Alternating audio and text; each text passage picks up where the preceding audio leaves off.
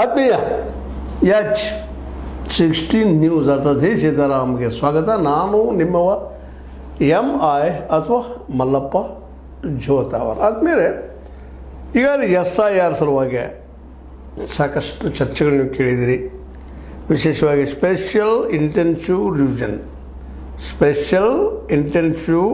Revision ಅಂದರೆ ಮತದಾರರ ಪಟ್ಟಿಯ ವಿಶೇಷ ಸಮಗ್ರ ಪರಿಷ್ಕರಣೆ.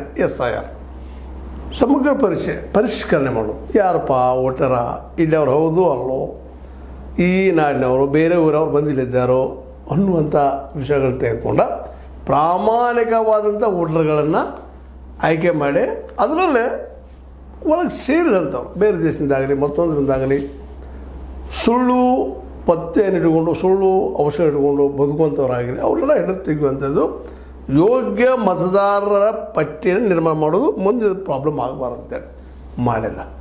ನಿಜವಾಗಿ ಮೆಚ್ಚುವಂಥ ಕೆಲಸನ ಮಾಡಲೇಬೇಕಾಗಿತ್ತು. ಯಾಕಂತಂದ್ರೆ ಹೊರಗಿನವ್ರು ನಮ್ಮ ದೇಶದಲ್ಲಿ ಬರೋದು ಮಾಡೋದಾಗಿರ್ಬೋದು, ಮತ್ತೇನು ಸುಳ್ಳು ಸಿಟಿಜನ್ಶಿಪ್ ಇದ್ದಂಥ ಜನ ಇರೋದಾಗಲಿ ಸುತರಾಮ್ ಬೇಕಾಗಿಲ್ಲ. ಆದರೆ ಇದನ್ನು ಮಾಡೋದಕ್ಕೆ ಇವರು ಬಳಸುತ್ತಿರುವ ನೀತಿ, ಅದು ಎಲೆಕ್ಷನ್ ಕಮಿಷನ್ ಬಳಸುತ್ತಿರುವ ರೀತಿ ಇವತ್ತು ಪ್ರಶ್ನಾರ್ಹರಾಗಿದ್ದಾವೆ.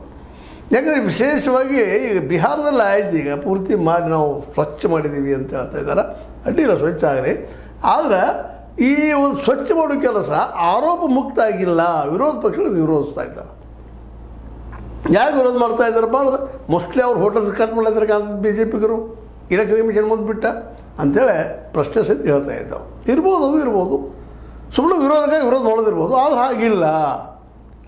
ಪರಿಷ್ಕರಣೆ ಮಾಡಿದ ಮೇಲೂ ಸಹಿತ ಅನೇಕ ಕಡೆಗಳಲ್ಲಿ ಒಂದಲ್ಲ ಎರಡಲ್ಲ ಮೂರಲ್ಲ ನಾಲ್ಕಲ್ಲ ಬಿಹಾರಗಳಲ್ಲೇ ಒಂದೊಂದು ಮನೆಯಲ್ಲಿ 600 ಹೆಸರುಗಳು, 600 ವೋಟರ್ಸ್, 500 ವೋಟರ್ಸ್, 400 ವೋಟರ್ಸ್, 300 ವೋಟರ್ಸ್, 80, 90, 30 ಅನ್ನೋದು ಭಾಳಲ್ಲವ, ಭಾಳ ಇದು ಅಡ್ರೆಸ್. ಅದು ಒಂದು ಮನೆ ಇಂತಿಷ್ಟ್ರಿ. ನಾವು ಮನೆ ನೋಡಿದ್ರೆ ಮಾಧವಪುರದಲ್ಲಿ ನಮ್ಮ